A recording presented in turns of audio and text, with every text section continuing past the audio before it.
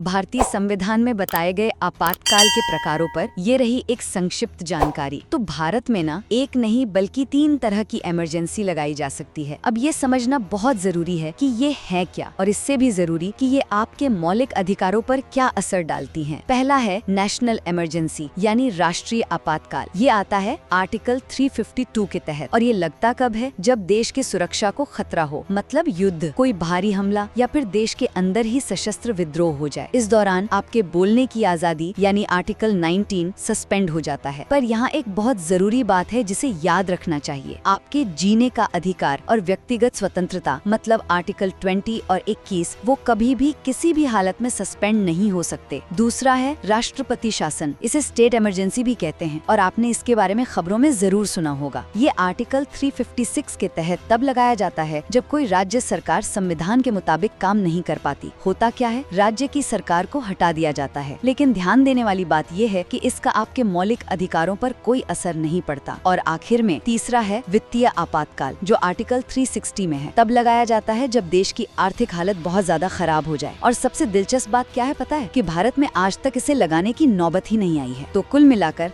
हमारा संविधान 3 अलग अलग तरह के आपातकाल की बात करता है, और हर एक का असर शासन और हम नागरिकों के अधिकारों पर बिल्कुल अलग और खास होता है।